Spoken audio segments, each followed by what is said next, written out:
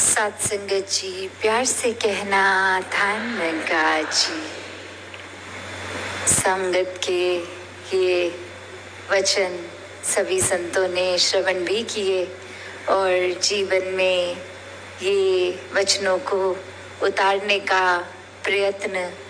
ये लगातार ही चल रहा होता है। और कैसे ये भाव मन के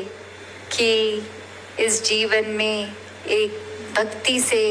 हर पल को जिया जाए, इस निरंकार के ऊपर आधारित जीवन कर लें और अपने आप ये एक डे बाय डे जो भी रूटीन है वो अपने आप होती ही जाएगी। कैसे हम अपनी ऊपर गलतियों के ऊपर केंद्रित रह के खुद को बदलने का भाव रखते हैं। तो और जब जब ऐसा होता है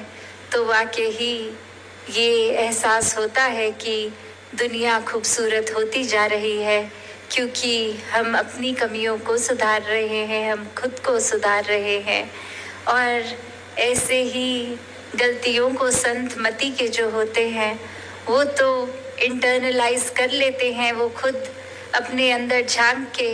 कि कहाँ खड़े हैं, कहाँ एक चूक हो रही है, किस तरह ये एक महात्माओं के संतों के वचनों से जीवन को सुधार लेते हैं। पर जिनके एक संतमति नहीं है, एक अपने मन के अनुसार मनमति पे चलते हैं, वो फिर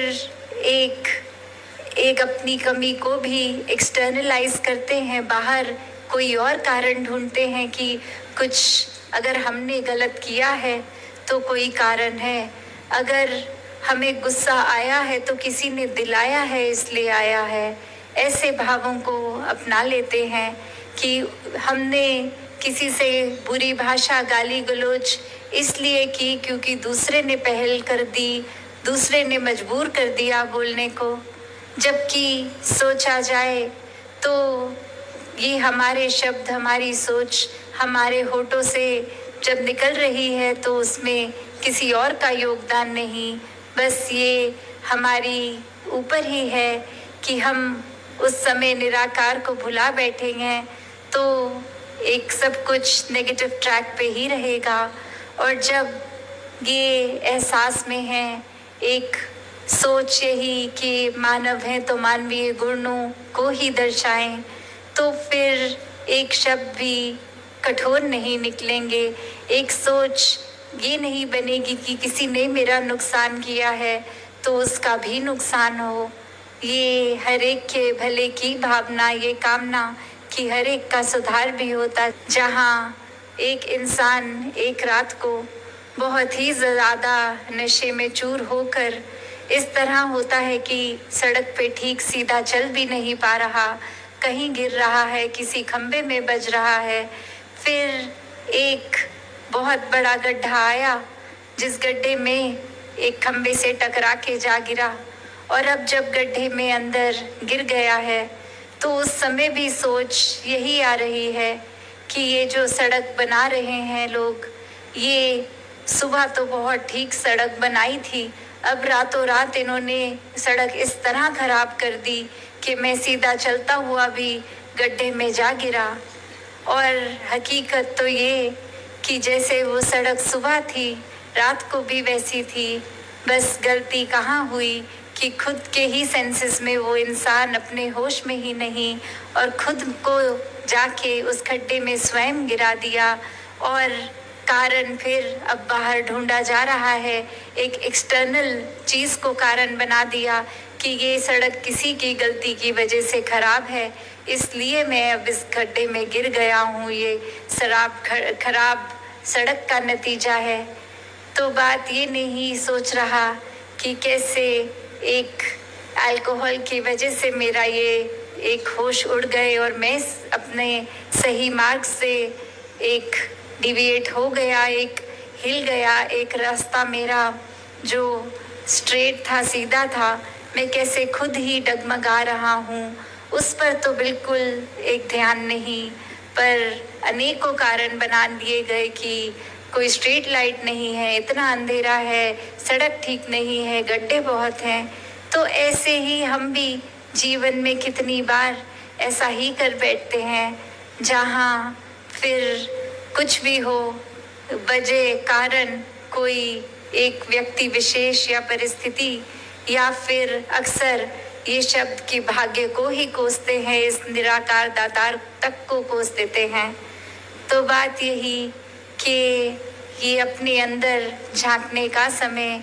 ऐसी परिस्थितियों में वो टेस्ट भी हो जाता है कि हम कैसे हैं, कहाँ हैं, और एक परिस्थिति को, सिचुएशन पे हमारा रिएक्शन, सोच, हर चीज़ कैसी जा रही है। तो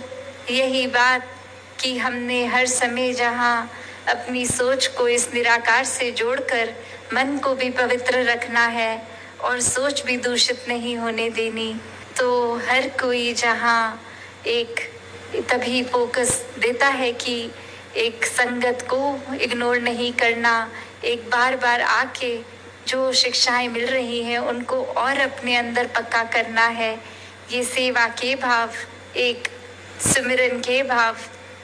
इसको भी किसी इच्छा के साथ नहीं जोड़कर निस्वार्थ होके, सरेंडर्ड होके करना है। और अभी भी जैसे हमने सुना कि समागम सेवा की बात भी कि वो समय आने लगा है,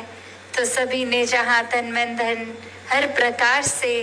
ये सेवाओं में बढ़ चढ़ के भी हिस्सा लेना है। और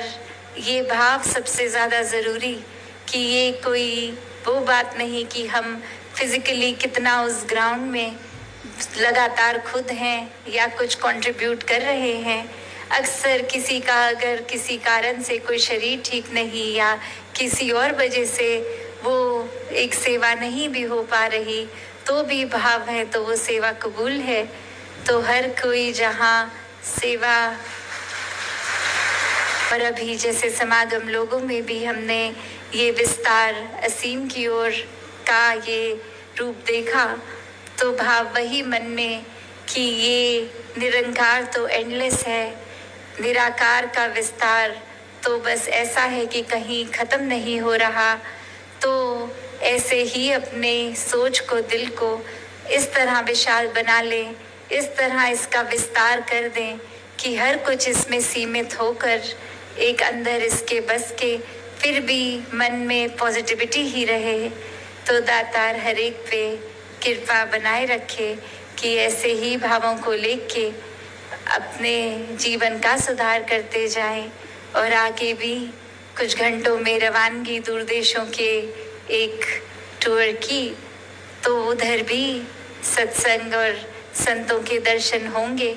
और इसी तरह फिर वापस आके फिर आपके बीच होकर और वहाँ से फिर ये समागम की भी तैयारियाँ शुरू। तो सभी ने